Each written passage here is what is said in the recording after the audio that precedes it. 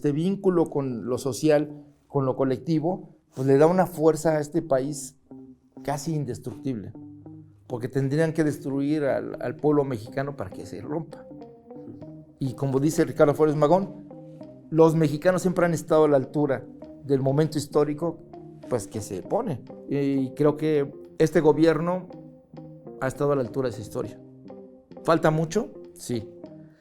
Creo que el cambio arriba ha sido importante, pero necesitamos un cambio abajo también de organización y de organización de lo que es la democracia efectiva, o sea, la gente exigiendo y construyendo su país, que es la segunda etapa de la cuarta transformación. ¿Cuál ha sido el momento más difícil para el presidente que tú has visto desde adentro? Eres quizá la persona más cercana al presidente que ha podido ver los momentos internos. ¿Cuál ha sido el momento más difícil de estos 5 años? Bueno, yo creo que la pandemia viene a ser como un cambio de planes, ¿no? Nos, digamos, ocupó la energía, la cabeza y el corazón y el alma del gobierno y de todos nosotros, pues para atender a la emergencia sanitaria, de poder tener capacidad de atender a los enfermos. Habilitar eso requirió de una inversión muy grande, pero también de una capacidad operativa del gobierno de poder dar condiciones de salud a la gente en un país donde la infraestructura hospitalaria y de salud estaba destruida. Pues momentos como Tlahuelilpan, ¿no? Donde claro, el dolor el hambre que provoca que la gente acepte que se pinchen los ductos de gasolina para extraer combustible y llevarse una cubeta como pues significa dinero, ¿no? Entonces, y que de esa manera la gran explosión de Hidalgo, Tlahuelilpan, ¿no? Utiliza a la gente y que eso provocó un accidente con una chispa y mató a más de 50 personas y hirió muchos, entonces que eso pues fue un dolor muy grande, ¿no? ¿Llora un presidente de la República? Sí, claro que llora. Sí. Llora cuando llegó y cuando enfrenta problemas difíciles, pero también cuando enfrenta problemas alegres, porque una lágrima pues es la persona, ¿no? que está detrás del estadista o del gobernante, y ahí es cuando se expresa el ser humano que es, ¿no? Entonces, pues Andrés Manuel López Obrador es una persona muy humana, tan humana que ha sido capaz de cargar en sus hombros un proyecto nacional y jalarlo.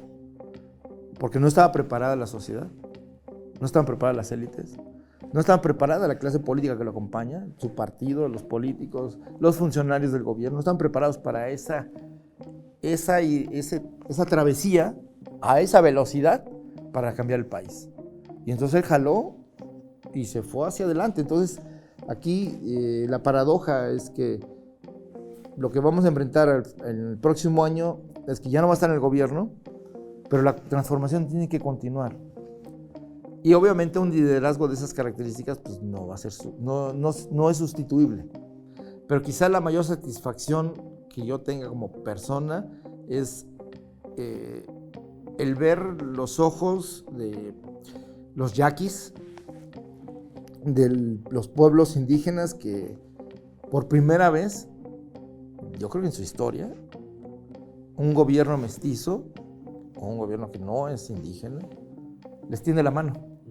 Nosotros decidimos atacar las causas, no las consecuencias, no lanzar ninguna guerra contra el narcotráfico, sino ir al rescate de los jóvenes, de ir a recuperar el espacio público, de ofrecer oportunidades de trabajo y de estudio, porque esa es la base de la violencia.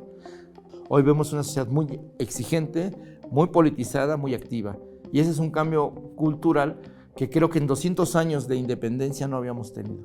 Hay cambios que todavía faltan por hacer, todavía hay empresas que contaminan, destruyen, explotan, todavía hay gobiernos locales que utilizan los recursos públicos para su beneficio personal, para comprar conciencias, para comprar a la prensa.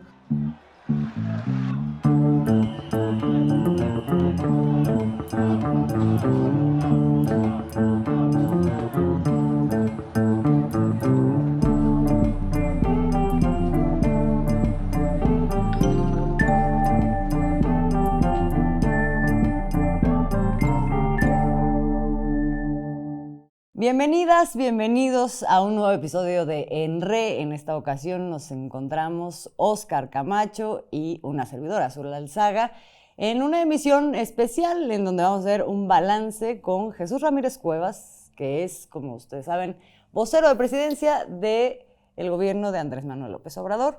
Y te damos la bienvenida, Jesús. ¿Cómo estás? Muchas gracias. Un saludo, Óscar, Azul. ¿Qué tal, Jesús? Sí, extrañando a Lina, que no está, pero bueno. Le mandamos un fuerte abrazo. Le mandamos un fuerte abrazo. Jesús, 5 años se cumplen ya del gobierno de Andrés Manuel López Obrador, a un año de salir de esta administración, de un gobierno, un proyecto que se planteó muy ambicioso, que ha logrado cosas que son reconocidas por más o menos el 70 o más por ciento de la población, pero frente a una sucesión ya que pues plantea una continuidad del lado de quien más tiene por lo menos posibilidades de llegar a la presidencia, que es Claudia Sheinbaum. Te querría preguntar, a 5 años, ¿qué elementos consideras que quedan amarrados de ese proyecto de cara justamente a la posibilidad de dar continuidad? Bueno, primero preguntaría si estamos ante una transformación histórica. Se habla mucho de la cuarta transformación. Cierto. ¿Es verdadero que han sido cambios tan profundos que dejarán huella en el futuro, es decir, que marcarán la historia del país? Pues yo creo que en varios rubros sí. El más importante, que es el tener un gobierno al servicio del pueblo, de reafirmar la democracia como la vía de transformación, de, digamos, transformar la institucionalidad que estaba capturada por el mercado, por las empresas, por intereses fácticos, por grupos de políticos y grupos económicos que se apoderaron del presupuesto, de los contratos, de las empresas públicas, de los bienes de los mexicanos, de los recursos naturales, de las tierras más productivas. Pues si lo vemos desde esa perspectiva, si vemos el neoporfirismo del que habla el presidente, y si es que está pasando una revolución que está cambiando el poder en manos de la gente, pues yo creo que sí hay una transformación histórica.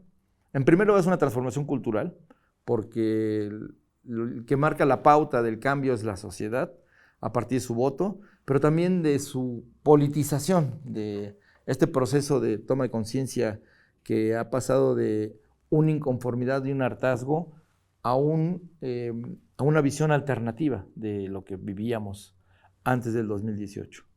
Es decir, un gobierno autoritario, un gobierno clientelar, un gobierno que utilizaba las instituciones para perpetuarse, comprando el voto, torciendo la ley, torciendo las instituciones para beneficiar a unos partidos y a grupos privados.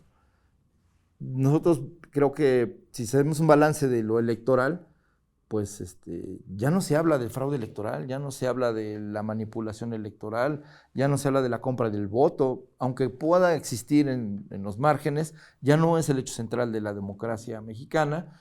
Si hablamos del Estado o del gobierno capturado por estos poderes fácticos, pues lo que vemos es ahora un gobierno enfocado en el bienestar social, en el bienestar de todas las regiones. Recordemos que el enfoque neoliberal era un enfoque de integración a los Estados Unidos acrítico, es decir, pérdida de la identidad nacional, pérdida del proyecto nacional, pérdida de la idea de siquiera seguir siendo mexicanos para incorporarnos a los Estados Unidos. Esa debacle intelectual, cultural y económica y política que las élites habían llevado a cabo como en su idea de la integración completa a Estados Unidos, se frenó. Y ahora lo que vemos es todo lo contrario. Hay una integración, pero de respeto mutuo. Hay una defensa de la dignidad y la soberanía nacional, pero también hay un cambio cultural frente a ello. La recuperación del orgullo de ser mexicano, la recuperación de la cultura mexicana, de las culturas de los pueblos originarios, del sentido de nuestro país como un territorio libre, donde la gente puede pensar que puede gozar de derechos y que tiene derechos, y la conciencia en esta politización que hemos vivido estos 5 años, es un proceso más largo, pero en estos 5 años donde se ha podido mostrar que había una alternativa, un camino diferente, y el hecho social y económico más claro es el aumento salarial. Es decir, el cambio de la política salarial, de darle más capacidad adquisitiva a los trabajadores, no solo para su bienestar en lo familiar, en lo individual, de tener acceso a un cierto bienestar. Ahora estamos hablando del doble del salario. Eso es histórico, ¿no? Nunca había ocurrido que en un gobierno se duplicara el salario, ni en la época de la Revolución Mexicana para acá. Entonces, menos en el neoliberalismo, donde una ventaja comparativa de los neoliberales y de las empresas mexicanas era el trabajo esclavo y los salarios precarizados, ¿no? Más bajos que China, y eso le llamaban ventaja comparativa para atraer inversiones. Hoy tenemos récords de inversión extranjera, récords de la instalación de plantas industriales y naves y de proyectos económicos de estadounidenses y del capital global, pero en otras condiciones, con mejores salarios, respetando la democracia sindical, porque además es una condición del Tratado de Libre Comercio, y en este hecho, yo decía, del cambio social que ha representado la política salarial, que rompió la narrativa del neoliberalismo, de que si aumentaban los salarios subía la inflación e impactaba negativamente la economía. Hoy suben los salarios al doble e impacta favorablemente a la economía. Mejora los negocios, mejora las condiciones de vida, mejora la armonía social, va disminuyendo, y como el Coneval ya lo comprobó, por primera vez estamos viviendo la disminución de la pobreza en términos muy sustanciales y de la desigualdad. Y el componente principal, aunque los programas sociales son muy importantes, hoy 25 millones de familias tienen transferencias directas del Estado para compensar, digamos, su vulnerabilidad y sus condiciones de desigualdad históricas, de rezago histórico. La política salarial es el componente más importante del cambio de esta situación de disminución de la pobreza y de la desigualdad. Para mí, estos componentes me hacen pensar que sí estamos ante un cambio histórico y sobre todo en lo más importante, que este es un camino nuevo, una alternativa a las políticas predominantes a nivel global y que pues todavía falta madurar, pero que ya inició y que la mayoría de la población lo ve con simpatía y por eso la aceptación del presidente. Pero no es una aceptación pasiva. No es solamente de que en esta cultura que heredamos también priista, del Estado benefactor, donde el Estado patrimonialista resolvería los problemas de la sociedad, hoy vemos una sociedad muy exigente, muy politizada, muy activa. Y ese es un cambio cultural que creo que en 200 años de independencia no habíamos tenido. Nunca había sido socialmente mayoría la idea de la defensa de los derechos humanos, de una visión progresista, una visión liberal del país, de los derechos y de la convivencia social, pero también una visión, digamos, donde la riqueza ya no se pensara solo como un elemento de una minoría, sino como un elemento socialmente construido y que necesariamente tiene que ser socialmente repartido, sin afectar los negocios de las empresas, que este es un paradigma interesante. No se está eliminando el capitalismo, sino se está transformando el entorno donde se hacen negocios con ganancias razonables, respetando los derechos y, bueno, pues en términos, respetando la naturaleza, los recursos naturales. Y este es un proceso. Evidentemente hay muchos rezagos, hay cambios que todavía faltan por hacer. Todavía hay empresas que contaminan, destruyen, explotan. Todavía hay gobiernos locales que utilizan los recursos públicos para su beneficio personal, para comprar conciencias, para comprar a la prensa. Todavía existe eso, pero lo nuevo ya ha nacido y que está consolidándose. Y ese es el terror que tiene la derecha. Y a diferencia de otros países que viven una crisis social, económica, política, México vive una prosperidad, una relativa paz social, y al mismo tiempo un imaginario de futuro bastante positivo. Entonces yo creo que sí hay cuarta transformación. Déjame preguntarte, dentro de todo este proceso, Jesús, algo que lo he escuchado también en algunos sectores de la misma izquierda, de la misma 4T, Pigmenio, y lo comparto, por ejemplo. ¿Por qué no terminar de meter a la cárcel a personajes como Peña Nieto? ¿Por qué no exigirle un poco más a nuestra Fiscalía General de la República para que fuera más a fondo en meter a la cárcel, así lo digo clarito, en meter a la cárcel a mucha gente que sabemos que ha saqueado a este país, que ha tenido una gran responsabilidad en las condiciones de miseria de muchos mexicanos que se dedicaron a agarrar el presupuesto como si fuera de ellos. ¿Qué pasó? Cuéntanos un poco de estas decisiones de pronto como que no vimos a Peña Nieto y a mí me hubiera encantado ver a Calderón y a Peña Nieto detrás de unos barrotes pagando por lo que han hecho, ¿no? No, hay muchos gobernantes y hasta empresarios delincuentes de cuello blanco. Claro. Bueno, yo pienso que evidentemente se debe cumplir el Estado de Derecho y que los delincuentes, quienes infringen la ley, quienes se burlan de la gente y la esquilman de manera inmoral e ilegal, tienen que ir a la cárcel. Los violadores a derechos humanos tienen que ir a la cárcel, tienen que ser juzgados. Sus procesos deben ser también procesos de educación social para que no se vuelva a repetir. Pero la disyuntiva que tenía este gobierno es que frente al rezago histórico y frente a la primera oportunidad de la izquierda de gobernar este país, ¿dónde ibas a dedicar las energías? ¿A juzgar el pasado? ¿A utilizar todas las instituciones para meterlos a la cárcel y hacer justicia? Que eso es algo que es muy bien visto, pero que también te sirve de legitimación para tu política. ¿O dedicar por entero la energía a construir algo nuevo? Y creo que se tomó la decisión correcta, que había poco tiempo, 6 años es muy poco tiempo, aquí no hay reelección, por lo tanto no hay expectativa de que se mantuviera en el gobierno el presidente, y entonces pues esto que dice, que hacer dobles jornadas y hacer 12 años en 6, o sea que llevamos 5 y llevamos 10, en realidad era más importante la construcción de un nuevo país, sentar las bases de una nueva cultura política, de una nueva política social, de una nueva política económica. El poder judicial, hoy lo vemos, está atravesado por los poderes fácticos, entonces le sirven los poderes fácticos. Si nos hubiéramos metido al fango de ese sistema de justicia que no es justo y que no aplica la ley y digamos, consiente y protege a los poderosos, no hubiéramos hecho nada y nos hubiéramos metido en un callejón sin salida. Creo que la historia está juzgando a estos gobiernos, a estos gobernantes, y a veces la decisión de o los juzgas penalmente o los juzgas moral e históricamente. Esto es un hecho continuado de impedir que vuelva a repetirse este proceso de degradación de la política y de la subordinación y el control y el secuestro del gobierno en manos de intereses económicos. Entonces, creo que ha sido muy positiva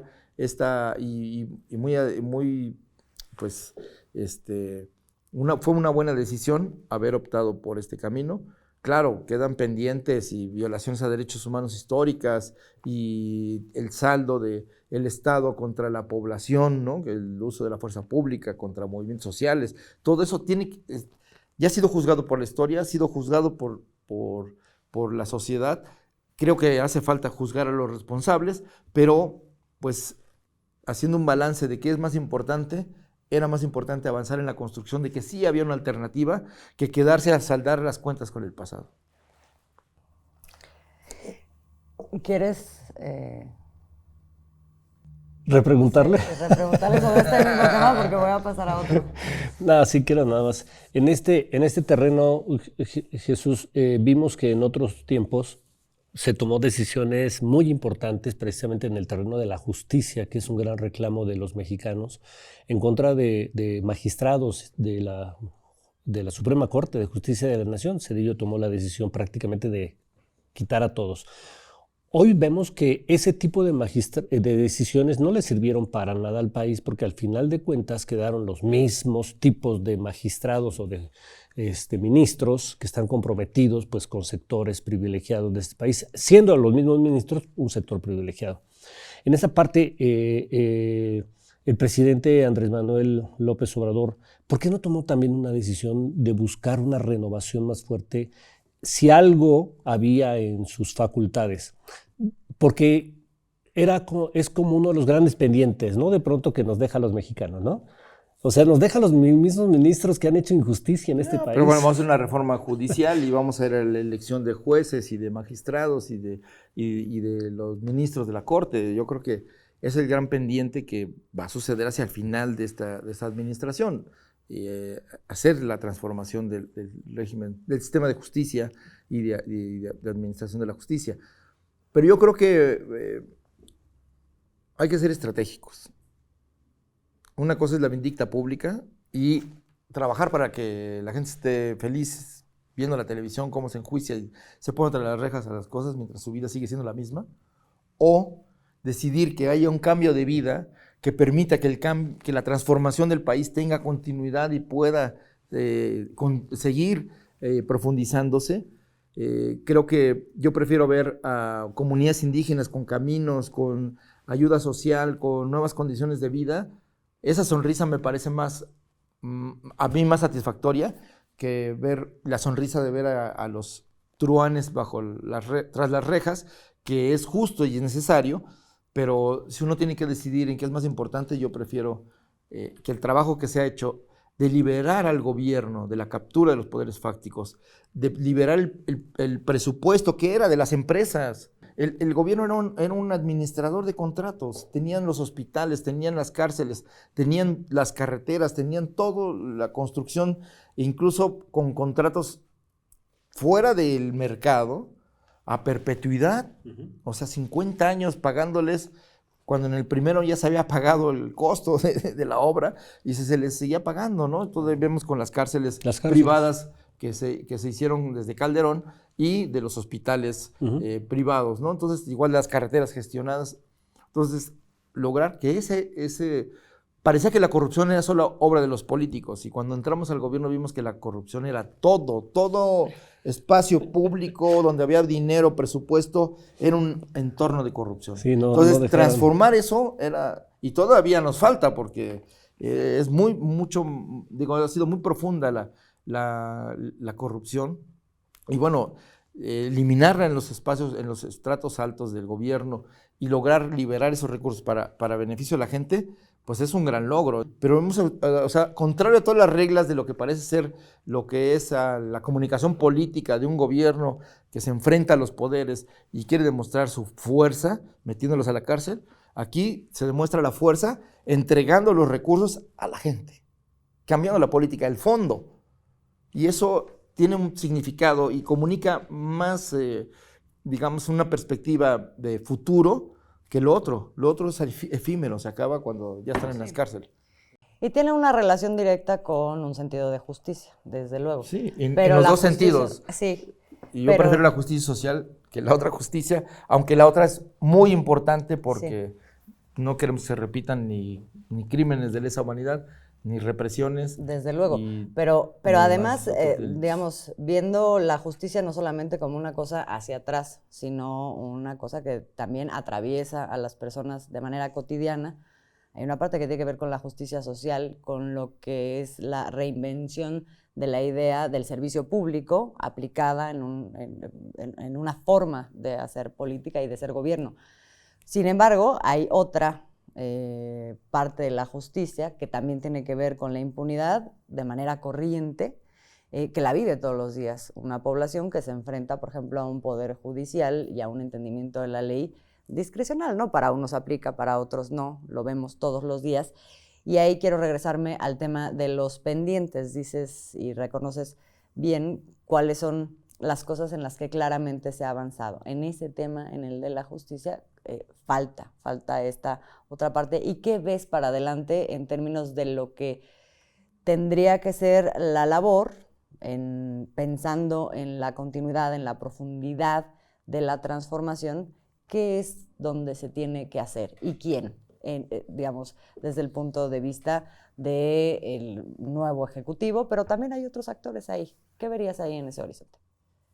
Bueno, primero que hemos tenido un poder ejecutivo que ha utilizado el presidencialismo mexicano de una buena manera, es decir, ponerlo al servicio del pueblo, del interés público, del interés colectivo y no del interés de una mafia, ¿no? Entonces, eso es algo muy positivo. Creo que efectivamente el pendiente de la reforma al sistema de justicia es fundamental. Tenemos problemas de impunidad real. Vemos ahora en temas de seguridad, ¿no? Que se libera delincuentes, se libera sicarios, se liberan narcotraficantes, y los jueces ni siquiera son cuestionados por los medios de comunicación.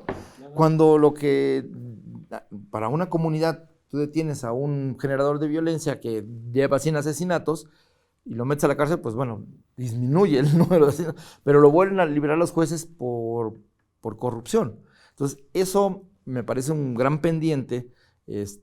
Vemos incluso los procesos jurídicos contra políticos corruptos, ¿no? El caso de Pemex con Emilio Lozoya, el caso de Juan Collado, y siempre están en la tablita de que un juez, un magistrado, un tribunal los va a liberar o les va quitando cargos, ¿no? Entonces, La estafa maestra. la estafa maestra que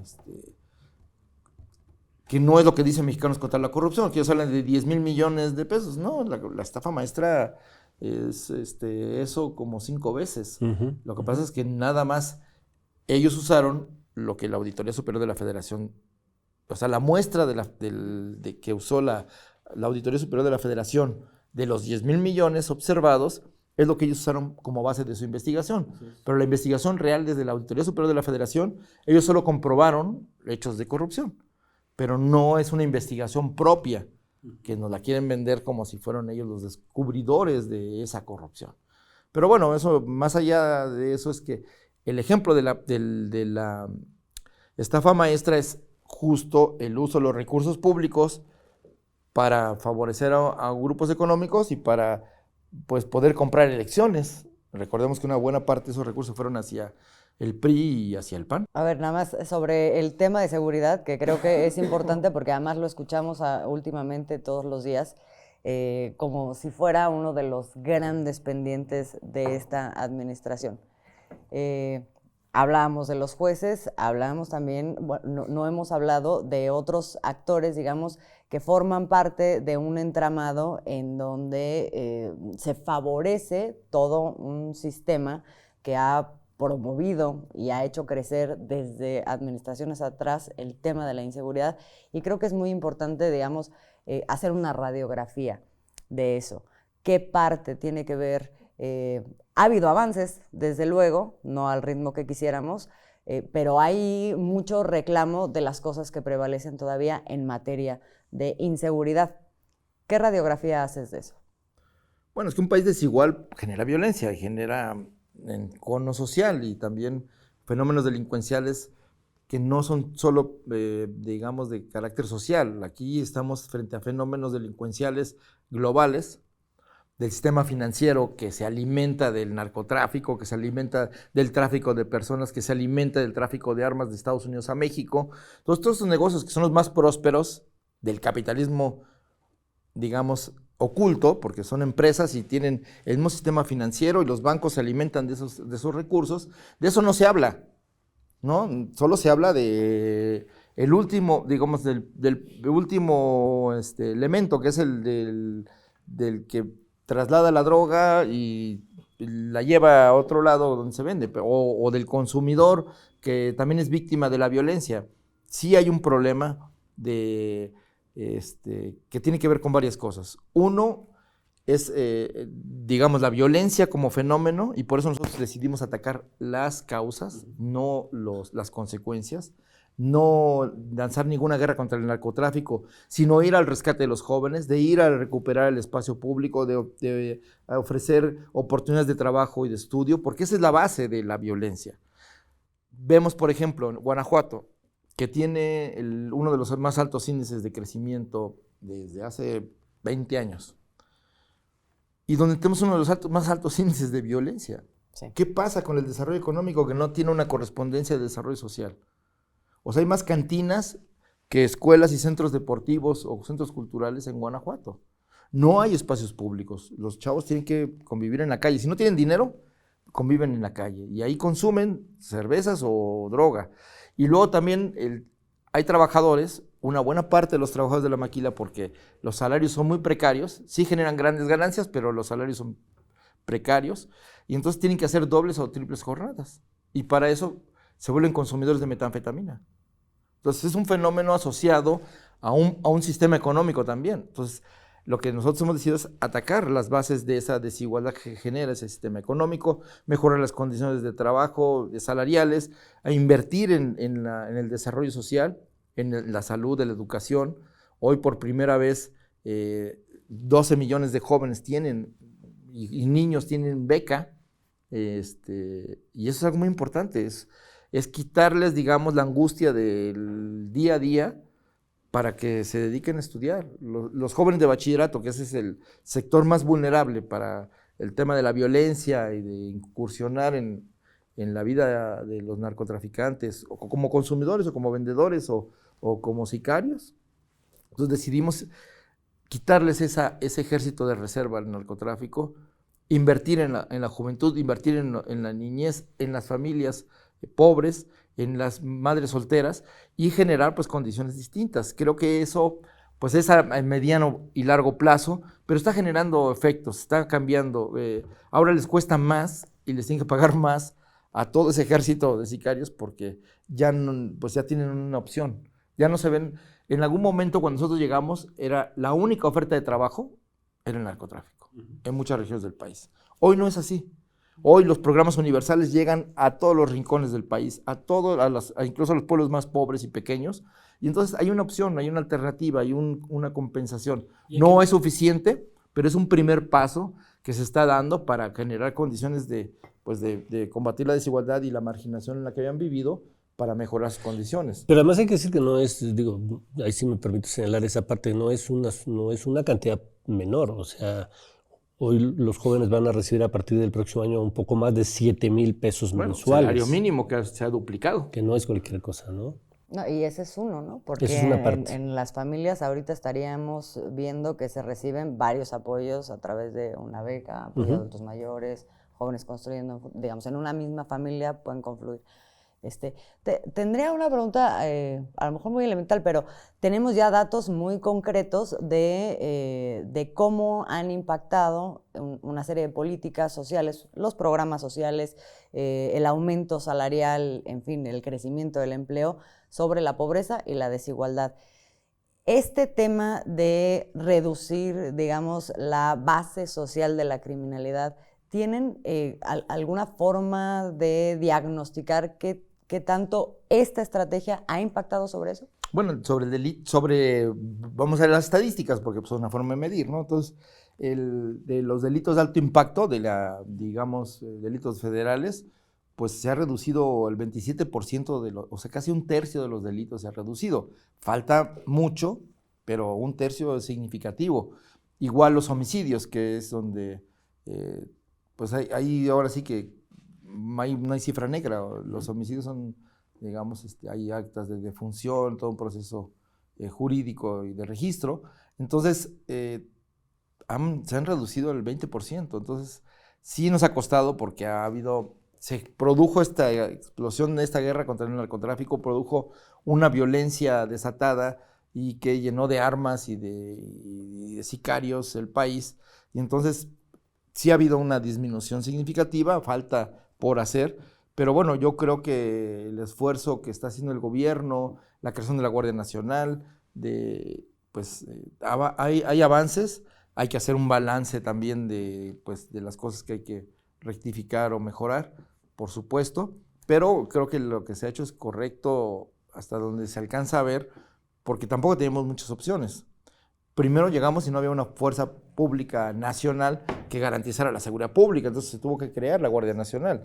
La Policía Federal estaba corrompida y estaba además disminuida en operativo, o sea, no alcanzaba para poder vigilar o garantizar la seguridad pública en el país, y además no existía esa, digamos, presencia del Estado a nivel nacional, ¿no? Ahora, aunque hay situaciones complicadas en algunas regiones que tienen que ver con el cultivo de enervantes, ¿no? De amapola, marihuana, y ahora hasta de hoja de coca que se ha empezado a cultivar en México, pues todo eso, pues las rutas del narcotráfico pues también generan condiciones de inseguridad, y bueno, pues hemos estado, digamos, acotando, disminuyendo la violencia, y pues creo que los medios de comunicación hacen mucho énfasis en la violencia porque ya no tienen más argumentos para cuestionar al gobierno. Magnifican, sí, son hechos reales, pero magnificados. Entonces, no quiero por eso ni disminuir, ni decir que no es grave, es muy grave lo que pasa, pero hay muchos avances. Y creo que el primero es crear unas condiciones distintas de la sociedad para combatir la violencia y la inseguridad. Y una de ellas muy importante, que también es de carácter cultural, es que ya se había normalizado en el imaginario popular, en las series, en la televisión, la cultura del narcotráfico como algo normal. Bueno, vemos ahora Peso Pluma, que genera y que no hay límites para promover la misoginia, el machismo, la violencia, el asesinato como formas normalizadas de vida, pero esto estaba normalizado en nuestro país. Y entonces la máxima aspiración de muchos jóvenes en el campo o en los barrios pobres era pues ser un señor del narco para poder ser respetado, poder tener una vida, aunque fuera corta, pues por lo menos próspera y con toda una serie de situaciones culturales, ¿no? Desde mujeres, riqueza, en fin, todo esto que es en realidad una fantasía, pero bueno, así estaba vendido. Entonces, es cuando nosotros llegamos que comenzamos incluso a combatir esta idea, ¿no? Incluso para las políticas públicas respecto al consumo de sustancias, obviamente había una criminalización del consumo, había una criminalización del consumidor y una persecución. Ahora no existe eso. Hay un cambio en la política, ahora se considera el tema de la salud mental como algo fundamental. Hay una materia incluso ya en la educación básica y media de abordar el tema de las emociones, abordar de las herramientas para la vida y que pues ayudan a disminuir las adicciones y por lo tanto esta dependencia del uso de las sustancias y de la ampliación del mercado de estas sustancias, ¿no? Entonces hemos estado educando, informando y combatiendo culturalmente estos íconos del capitalismo ilegal, o bueno, por lo menos inmoral, que no da su nombre, pero ahí está, y genera grandes ganancias, para pues, generar otro tipo de comportamientos sociales, por ejemplo, romper el individualismo, ¿no? Llevamos 30 años de un acendrado individualismo como la única opción de vida de las personas para salir adelante. O sea, la normalización de el uso, bueno, de la ganancia personal y de la competencia en misericordia y el abuso sobre otros con tal de beneficiarte tú. Y eso estaba normalizado. Es decir, los ganadores y perdedores, que era como la lógica capitalista, la idea de esta idea de la competencia de que solo los más aptos eran los mejores y el resto pues eran pues desechos, desechables, ¿no? Entonces, esto hemos roto y entonces garantizar las mismas oportunidades para todos generan otra sociedad. Entonces, estamos construyendo una sociedad basada en la comunidad, basada en el fortalecimiento de los lazos familiares como la principal institución de seguridad social y recuperando esta capacidad de la sociedad para poder construir su propio destino. Porque no es solo en lo político y en la democracia y la elección de autoridades, en la discusión de presupuestos o de leyes, sino en la vida cotidiana. El cambio del paradigma del machismo, ¿no? De ya no más opresión en el hogar. La mayor parte de la violencia contra las mujeres está en el hogar. Entonces, ¿cómo logramos el cambio? Entonces, tenemos que recuperar la democracia familiar o crear la democracia familiar, el cambio de roles, la cooperación, otros valores, la ayuda mutua, la solidaridad, que esa es la forma en cómo, por ejemplo, se han hecho los caminos en las zonas más pobres de México, con mano de obra de la propia gente, de los pueblos, y se han construido más de 4,000 kilómetros. Se dice fácil, pero nada más es imaginar que de Cancún a Tijuana, o sea, atravesando todo el país, se hizo a mano una carretera. Entonces, eso que es un símbolo de la capacidad de organización del pueblo y del trabajo con el Estado a bajo costo, pero con grandes resultados, es como una metáfora de lo que está haciendo este gobierno con el país. Claro. Sí, sin duda es una transformación histórica la que ha hecho este gobierno en México. Y yo te preguntaría, ¿ves que después de este primer tramo del camino de esta izquierda que llegó al gobierno, la segunda parte, si se reitera otra vez el triunfo de Morena en las urnas, ¿hasta dónde es importante o habrá de ser importante algo que ha estado pendiente, yo creo que en este gobierno? Una reforma fiscal para que tengan que pagar mucho más impuestos quienes más tengan, porque al final de cuentas va a llegar un momento en el que los requerimientos para seguir apoyando a la gente de pronto pueden ya no alcanzar los recursos económicos que se obtienen por la vía de los impuestos. Y todavía tenemos una situación fiscal en donde no hay esa justicia redistributiva de la riqueza por la vía fiscal. ¿Qué tan importante será una reforma fiscal para los siguientes años, Jesús?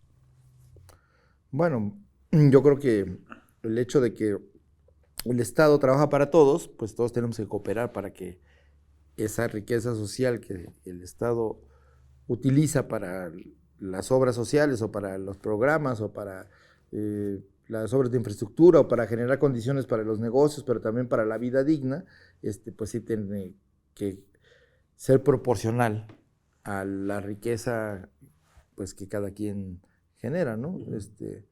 Eso pasa en Europa, pasa en Estados Unidos, en muchos lados, ¿no? No es un debate mexicano. Entonces yo creo que eso pues es un pendiente. Afortunadamente este gobierno lo que hizo fue con un plan de austeridad republicana, que no es lo mismo que la austeridad neoliberal. Es decir, aquí no se recortó los programas sociales, no se recortó el presupuesto a la educación, a la salud. Por el contrario, aumentó por 3, por 4 y hasta por 10 veces, ¿no? Entonces, aquí lo que la austeridad republicana significa recortar los gastos onerosos del gobierno. Porque a veces afuera no se entiende qué es esto de la austeridad republicana, que es que, como dice la metáfora, que se apriete el cinturón el gobierno y no la gente. Yo lo sintetizaría ahí. Entonces, eso genera, pues nos liberó recursos para los programas sociales, para la inversión pública, para las obras de infraestructura, y bueno, vaya que se han construido obras, carreteras, hospitales, trenes, pues en este gobierno, como pocas veces, porque todos los gobiernos anteriores dejaron todo obras tiradas. Nosotros recibimos... ¿Mande? O privatizadas. Bueno, privatizadas las que acababan, pero nosotros recibimos 350 hospitales sin acabar. Claro. Recibimos un tren eterno que nunca se acababa, el de Toluca, México, que triplicó sus costos originales, ¿no? En fin, Oye, ahorita también hay una reforma que está en discusión. No ha llamado mucho la atención como en el debate público, pero me parece que es muy importante también como uno de los pendientes, la semana laboral de 40 horas. Bueno, pues eso creo que ahí es importante que, digamos, respetar los derechos laborales, buscar la justicia laboral. Creo que hay que pensar en un sentido más amplio que solo la jornada de 40 horas o de 35, como en Europa ya hay, sino considerar que la economía y los factores económicos deben estar al servicio de la gente, no la gente al servicio de la economía. Y entonces, el hecho principal es que los que generan riqueza, los trabajadores, deben disfrutar de las ganancias de ese trabajo. Es decir, si aumenta la productividad, debía aumentar el salario. Y creo que ese es el elemento central del mejoramiento de la vida de la gente. Creo que también la reflexión sobre las jornadas de trabajo de 8 horas, que da 40 horas, pues es la demanda histórica del movimiento obrero. Uh-huh. Ahí está, digamos, citado el 1 de mayo y la épica y la gesta y hazaña de los obreros de Chicago, ¿no? Los mártires de Chicago que fueron asesinados. México, digamos, estableció esta situación al inicio de la Constitución, pero bueno, el neoliberalismo llevó a un extremo en el que desapareció estas conquistas laborales e incluso pues te querían contratar por hora, ¿no? Y pagar por hora. sin ningún derecho, sin ninguna prestación. El recuperar esta capacidad de que el trabajo tuviera, digamos, en el sector privado como en el público, se respetaran los derechos laborales, ya es una conquista. Y este aumento salarial histórico, pues es una conquista que está teniendo una repercusión. Entonces, habría que ver con todos los sectores, tanto el sector sindical, laboral, como los empresarios y el Estado, pues en estas condiciones donde hemos llevado un aumento continuo a los salarios, donde ha mejorado las condiciones de producción y del futuro promisorio que tiene la economía, sí conviene en este momento a dar ese paso de las 40 horas, no lo sé. ¿Es una cosa histórica de justicia? Sí. Pero tenemos ahora otros fenómenos que no nos esperábamos tener. Nos falta mano de obra. Hay más trabajo que trabajadores. Entonces el destino nos está alcanzando. Y entonces ahora necesitamos capacitar y profesionalizar al trabajador para estar en condiciones de poder ingresar y mejorar sus condiciones de ingreso y salariales y de vida en función de los nuevos procesos productivos que se están generando a partir del nearshoring y de toda la inversión extranjera que está teniendo de tecnología, de automóvil, etcétera, México, ¿no? Entonces, sí tiene que haber un respeto a los derechos de los trabajadores. Mejorar la tecnificación del trabajo también libera la mano de obra. Entonces, esto de las jornadas de trabajo de 8 horas no son como en los tiempos modernos de Chaplin, ¿no? Que sin obreros no funcionaban las máquinas, pues ahora funcionan automáticamente. Entonces, sí hay condiciones para cambiar las jornadas de trabajo, pero todo depende en este proceso de cambio social, pues de que se haga en orden para que no alteremos el proceso que lleva la economía y que es de beneficio mutuo en este momento para todos. Entonces, yo lo condicionaría a la capacidad que tengamos de concertación, de diálogo y de procesamiento entre los diferentes sectores para cumplir una demanda histórica de los trabajadores. Ahora, por la inversión y la prosperidad económica del país, necesitamos más trabajadores. Entonces, incluso pensar en incorporar a los migrantes a este proceso económico, pues es una opción para ahora que hay tanta presión de ir a Estados Unidos, muchos están quedando en México. Entonces hay que capacitar, hay que generar condiciones para que se integren de buena manera al país. Oye, Jesús, de estos 5 años, ¿cuál ha sido el momento más difícil para el presidente que tú has visto desde adentro? Eres quizá la persona más cercana al presidente que ha podido ver los momentos internos. ¿Cuál ha sido el momento más difícil de estos 5 años? ¿La pandemia, la confrontación con los empresarios que no han querido pagar impuestos, las presiones de los medios? ¿Dónde ha estado el momento más difícil, Jesús? Bueno, yo creo que la pandemia viene a ser como un cambio de planes, ¿no? O sea, tú llevas un proyecto, tienes toda una visión de cómo hacer crecer la economía, de cómo mejorar las condiciones de vida de la gente, de cómo ampliar las oportunidades de trabajo y de estudio, en fin, y de repente llega una cosa que te confina y que disminuye la actividad económica, que afecta la economía, que afecta los ingresos y que afecta pues la vida de todos, ¿no? Entonces, pues yo creo que esta realidad frente al sueño y el proyecto de ir más rápido es algo muy difícil, ¿no? De cargar, o sea, decir, ¿por qué tenemos que vivir? Ahora que tenemos la oportunidad de avanzar mucho más rápido para beneficio de todos, nos llega algo que no está en nuestras manos solucionar y que requiere pues de una respuesta pues de todos, ¿no? Pero del Estado evidentemente, ¿no? Entonces, pues nos, digamos, ocupó la energía, la cabeza y el corazón y el alma del gobierno y de todos nosotros, pues para atender a la emergencia sanitaria, de poder tener capacidad de atender a los enfermos. Se hace mucho, digamos, en los medios se habla mucho de este momento en el que se habla de que en poco tiempo, o sea, las previsiones es que en poco tiempo iba a haber tal cantidad de enfermos que no iba a poder ser atendidos en hospitales, entonces había que ralentizar el contagio para atenderlos. Al mismo tiempo, ¿qué hicimos? Pues una reconversión hospitalaria, como pocos en el mundo. Logramos que pudiera haber atención especializada y atención en todos los hospitales. Entonces, habilitar eso requirió de una inversión muy grande, pero también de una capacidad operativa del gobierno de poder dar condiciones de salud a la gente en un país donde la infraestructura hospitalaria y de salud estaba en ruinas. Destruida, ¿no? Entonces, esto fue un ejemplo mundial. Así como la satisfacción que tiene México, que a pesar de la pandemia no cerró fronteras, mantuvo la actividad económica, permitió, digamos, que libremente la gente decidiera confinarse o no. Todo eso ha sido virtuoso, eso ha sido muy criticado, pero ha sido virtuoso. Somos el único país que no se endeudó, somos el único país que de alguna manera ha podido, de los pocos países que ha podido mantener una prosperidad económica a partir de su propia capacidad, es decir, no gastamos más de lo que tenemos, pero al mismo tiempo, a partir de lo que se genera, estamos avanzando. Entonces, no dependemos del Fondo Monetario Internacional, del Banco Mundial, aunque les debemos mucho dinero del pasado, y por eso habla de la deuda y de los intereses, pues que crecen y nunca pagas el capital, ¿no? Entonces, todo eso es un círculo perverso, pero ni modo.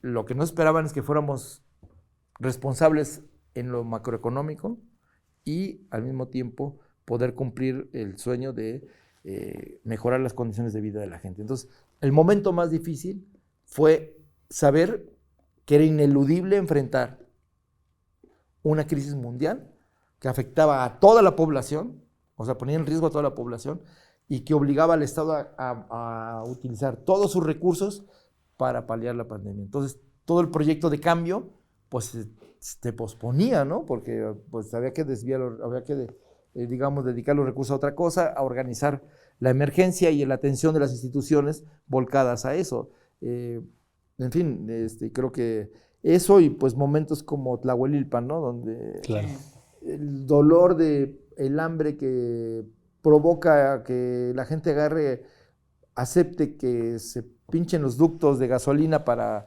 extraer combustible y llevarse una cubeta como pues significa dinero, ¿no? Entonces, y que de esa manera la gran el crimen explosión de Hidalgo, organizado Tlahuelilpan, ¿no? utiliza a la gente y que eso provocó un accidente con una chispa y mató a más de 50 personas y hirió muchos. Entonces, eso pues fue un dolor muy grande, ¿no? Muy al principio del gobierno. ¿Llora un presidente de la República?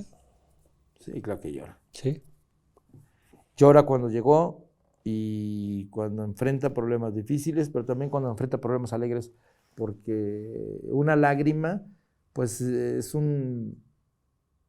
la persona, ¿no? que está detrás del estadista o del gobernante, y ahí es cuando se expresa el ser humano que es, ¿no? Entonces, pues Andrés Manuel López Obrador es una persona muy humana, tan humana que ha sido capaz de cargar en sus hombros un proyecto nacional y jalarlo. Porque no estaba preparada la sociedad, no estaban preparadas las élites, no estaba preparada la clase política que lo acompaña, su partido, los políticos, los funcionarios del gobierno, no estaban preparados para esa travesía a esa velocidad para cambiar el país. Y entonces él jaló y se fue hacia adelante. Entonces, aquí la paradoja es que lo que vamos a enfrentar en el próximo año es que ya no va a estar en el gobierno, pero la transformación tiene que continuar. Y obviamente un liderazgo de esas características pues no va a ser no es sustituible. Entonces es el momento del pueblo de México, es el momento de la sociedad, de que ya sabemos cuál es el camino, pues tenemos que tomar la decisión de cargar el peso del cambio entre todos para que sea más ligera la carga para todos, ¿no? Y esa es una decisión humana y humanista, o sea, de sacrificarse por los demás, porque él no es que estuviera disfrutando las mieles del poder, yendo de viaje por el mundo, viendo reyes, presidentes y centros financieros y comiendo en los mejores restaurantes del mundo. No es una persona que estuviera disfrutando de vacaciones en los centros vacacionales y en los paraísos más maravillosos de este país, del Caribe o del trópico o del norte. No, es una persona que trabaja de lunes a domingo y que se levanta desde las 5 de la mañana. Entonces, ¿y es fácil seguirle el paso al presidente? no, nadie le puede seguir el paso, eso es imposible. Pero es una persona, digamos, es un cruzado. Es una persona que cree en lo que hace y que está dispuesta a dar todo por los demás. Y eso, ese ejemplo, es lo que es la izquierda. Para quienes dudan de qué es la izquierda, eso es la izquierda. O sea, tener la capacidad de hacer algo por los demás sin estar esperando un pago o algo de beneficio personal. Y que, bueno, pues la máxima satisfacción de ello es el deber cumplido. Y creo que eso va a dejar una huella muy grande. ¿Y la tuya cuál es? ¿Cuál ha sido la máxima satisfacción en estos años que has acompañado al presidente? Pues participar en ese proceso histórico, ser parte de él, aunque sea con un granito de arena, ¿no? Y ser testigo y partícipe y de alguna manera también aprender, ¿no? Porque también es aprendizaje, conocer el país, saber sus problemas, la dificultad de las soluciones, ¿no? Lo complejo de los problemas y que pues que faltan muchas cosas. Pues entonces en lo personal, yo soy periodista, entonces para mí la curiosidad de aprender de temas es innata para mi profesión, pero al mismo tiempo también soy ciudadano y soy activista y entonces en todos los campos en los que me he desenvuelto, para mí ha sido una satisfacción. Pero quizá la mayor satisfacción que yo tenga como persona es el ver los ojos de los yaquis, de los pueblos indígenas que por primera vez, yo creo que en su historia, un gobierno mestizo o un gobierno que no es indígena les tiende la mano. Lo hizo Lázaro Cárdenas, pero fuera de Lázaro Cárdenas nunca más. Entonces, ver cómo esos pueblos que estaban sobajados, ensimismados y hasta, pues, prácticamente desahuciados por ellos mismos, ver que ahora están reivindicándose, renaciendo y recuperando el orgullo de lo que son. Entonces, como México no puede saberse ni pensarse sin los pueblos, que son la matriz cultural de este territorio y de esta sociedad, y lo que le da visión de futuro y además le da la distinción del mundo, o sea, es nuestra excepción cultural y lo que nos hace diferentes, porque la herencia de la lucha de esos pueblos es la que nos heredó una lucha de resistencia.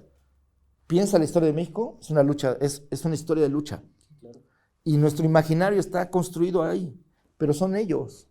500 años de opresión, pero 500 años de resistencia.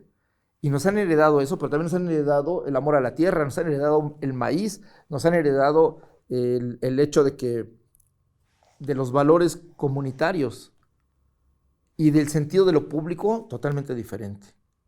De lo público al servicio de la comunidad. Entonces, ver que frente a los planes de gobierno contábamos con esa fuerza cultural, con esa fuerza social, pues eso da una satisfacción grandísima que todavía existe, a pesar de toda la destrucción del territorio, de toda la destrucción de la sociedad, que fue el capitalismo y el neoliberalismo, o bueno, 80 años de un gobierno autoritario que se zanjó con muerte y con represión, saber que todavía existe y que todavía está vivo esta cultura, estos pueblos, y digamos, esta irradiación social, lo veo, y te lo puedo decir culturalmente, de que el Día de los Muertos le ganó al Halloween.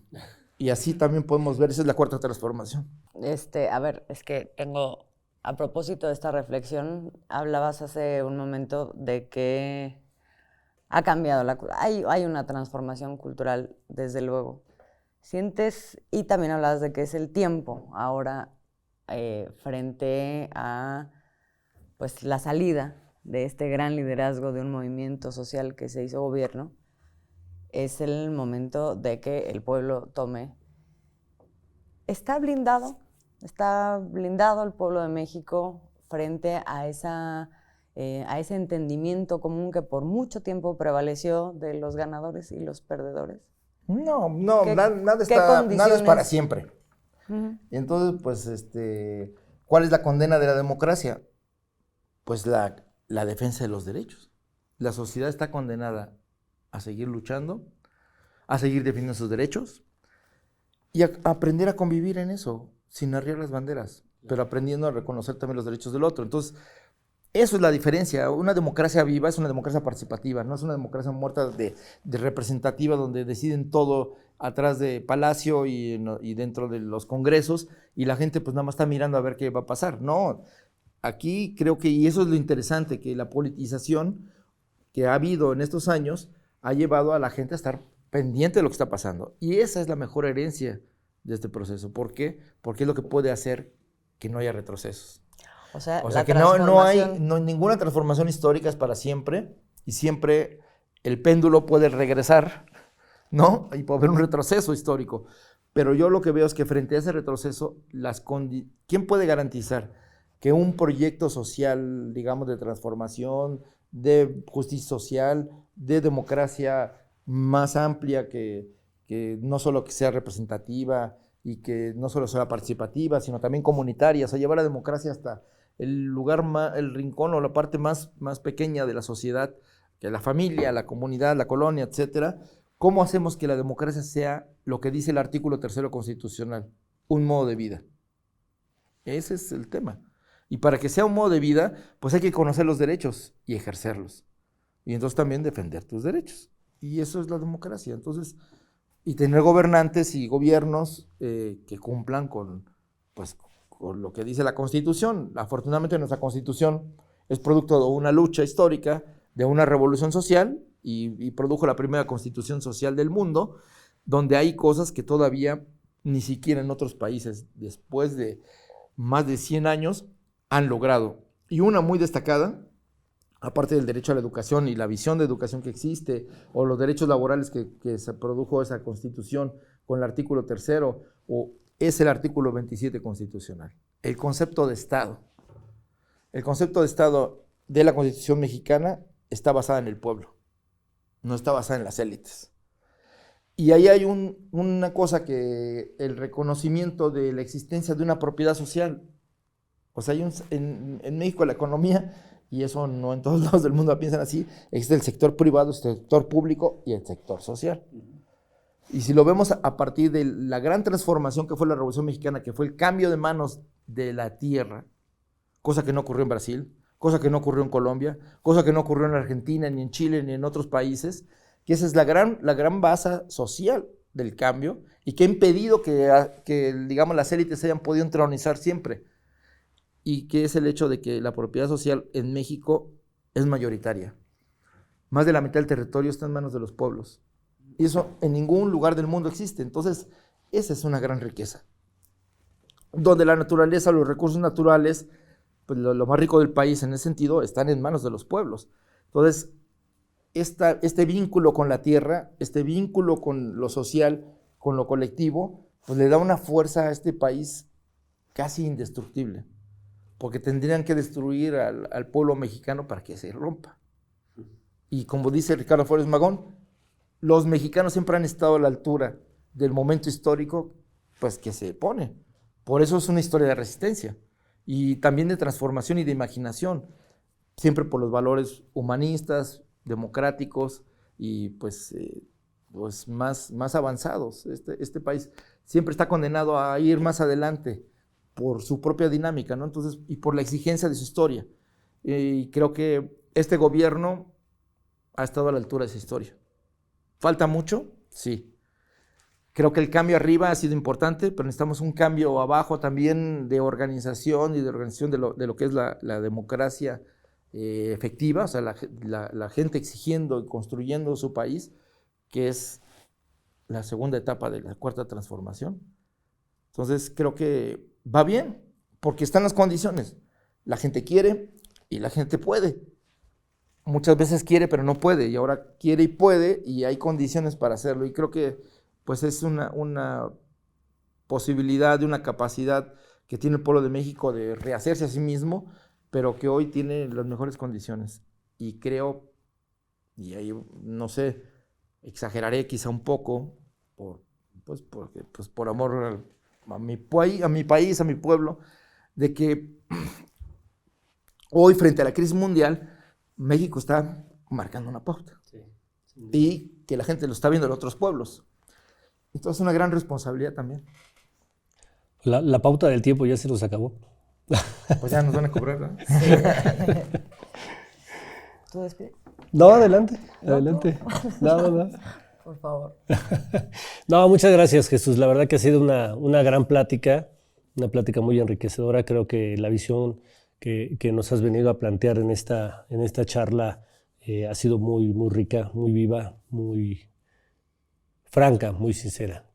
Pues ánimo, que esto apenas empieza. Yo te agradezco mucho también a nombre de Azul y gracias. No, es que el polvo está duro. Sin duda. Gracias, Jesús. Gracias. Vale.